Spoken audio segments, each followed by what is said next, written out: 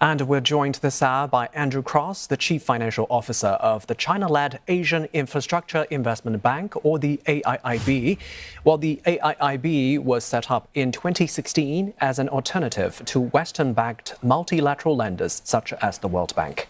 All right, Andrew, good morning. Welcome to Asia First. We are speaking at a time the world is increasingly experiencing climate-related challenges. There are catastrophic floods in Libya, and the region we are in has recently witnessed typhoons, floods, and extreme heat events. What role do you think multilateral development banks such as yours can play or are playing to mitigate the impact of such events in Asia Pacific? Yes, good morning. With your permission, if you don't mind, I wanted to just briefly comment on one of your stories about the devastating earthquake in Morocco. The Kingdom of Morocco is one of the AIB's 106 shareholders. And I think all of our thoughts are with the Moroccan people as they walk through and figure out the consequences and clearing the devastation. The bank has already approached the Kingdom of Morocco and made itself available to support the country through financing as and when it deems it appropriate, which in a way emphasizes the point you're making, is that multilateral development banks, of which AIB is one of the major ones, our role is increasingly important in a very fractured world. And you will have picked up, as I have, that many of the trends in the world at the moment are anti-globalization, real significant consequences of geopolitics, which makes the importance of institutions like AIB, which have multitude of members, enabling countries to come together with a shared purpose. And for us, that shared purpose is prosperity in Asia through significant impact in infrastructure. If we were just to focus on climate change, I understand that AIIB is committed to aligning all its new financing operations with the goal of the Paris Agreement. What does this mean in terms of practical actions and investments? How do you balance the need for economic growth with environmental sustainability? Yeah, I think you're absolutely right to focus on the practical implications. And that's exactly what the bank is doing. So we announced that 50% of all of our approvals by 2025 would be consistent with climate. And we've already achieved that with 56% by 2023. So in some ways, it says to the community that the goals and aspirations can be more ambitious. We have a complete commitment as one of our 4 themes to green financing. So if you look at the bank's portfolio now across 230-odd projects across 34 countries, you'll find that we've got significant investments in many renewables, so solar, wind, and other associated projects that have a very positive impact on the world's very aggressive but appropriate climate goals. And also, Andrew, we are also speaking at a time of increased geopolitical tensions, especially between the world's 2 superpowers, the US and China, which comes amid slowing global growth. So what are the challenges for infrastructure investment in such an environment? Sure. If I touch on it by acknowledging that we have 106 shareholders, China is one of our major shareholders, as in the region also is India as well. So for our community, given that multilateral development banks have been around for just over 80 years, and we do a lot of work with the other major development banks such as the World Bank and the AIIB, dealing with tensions, bilateral tensions between members is something that occurs constantly. The role, though, is with MDBs, you have a shared purpose, a desire amongst our sovereign shareholders to make very clear infrastructure investments into the region and therefore make significant impacts to people's lives. I think the thing we always have to be aware of with especially infrastructure, we're doing infrastructure investment because it is impactful.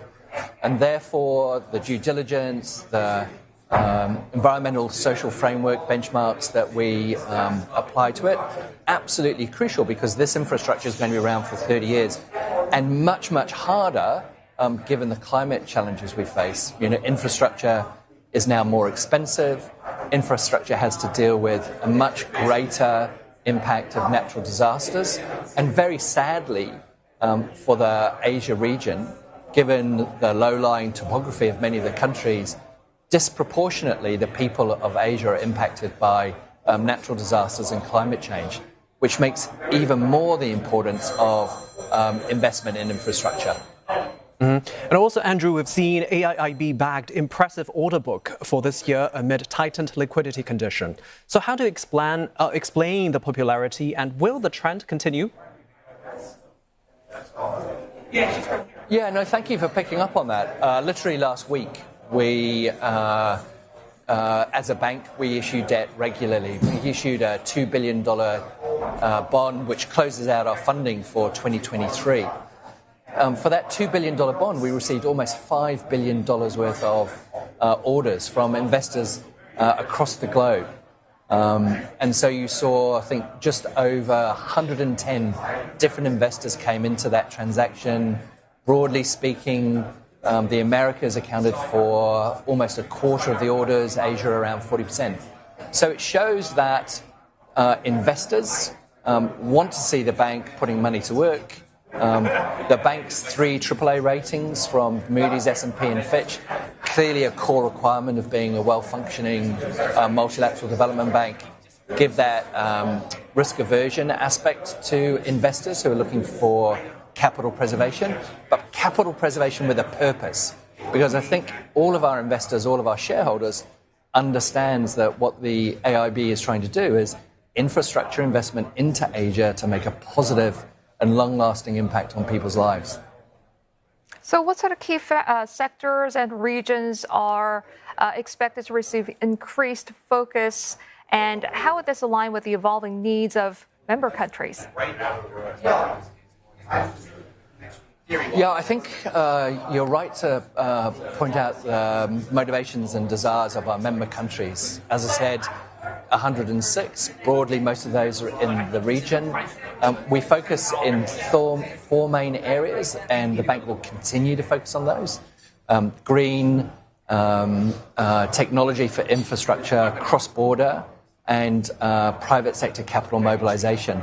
And if I can pick up that last one because it connects with your point, many sovereign balance sheets are under real pressure. Debt sustainability issues, rising interest rates, slowing GDP growth means there's a lot of headwinds for infrastructure investment. Recognizing infrastructure tends to have a 30, 35-year life. It's one of those things where we know we need to do it. The infrastructure gap in Asia has been assessed at something like $5 trillion. AIB has entered that space with $100 billion of capital from our shareholders, which means we can make a contribution, but we can't solve it on our own. The NDB community cannot solve this gap on its own. So the private sector mobilization, really, really important. In fact, in Singapore, we're supporting the growth of the infrastructure loan securitization market. We've been involved in both equity and debt for vehicles out of Singapore, but also Hong Kong, about how do you create further capacity on commercial banks in the region to do more investing in infrastructure. Well, Andrew, China will mark the 10th anniversary of its Belden Road initiative next month. How will AIIB continue to support this initiative? Because there are reports of loans turning sour. Italy is also undecided on its support. And on the sidelines of the G20 summit, there was the announcement of the India, Middle East, Europe economic corridor there. Yeah, so I understand the confusion. I think it's worth recognizing that the Belt and Road Initiative is a policy announced by the Chinese government. It's worth recognizing that we have 106 sovereign shareholders. So all 106 have policy initiatives that are within their own framework, within their own decisions. AIB is not part of a Belt and Road Initiative. We do a lot of investing in the region in infrastructure because that's the whole point of the institution. And so I can sometimes see the confusion, but I think it's worth recognizing that the Belt and Road Initiative is the initiative, a policy initiative of one of our shareholders. We have 106 shareholders. those other 105 equally have their own initiatives. Well, speaking of China, I mean, China's role in the AIIB has been in focus after Canada cut ties with the bank in July.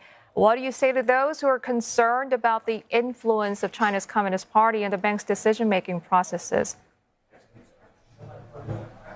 I think it's worth recognizing the following, is that we have over 500 employees from 66 countries.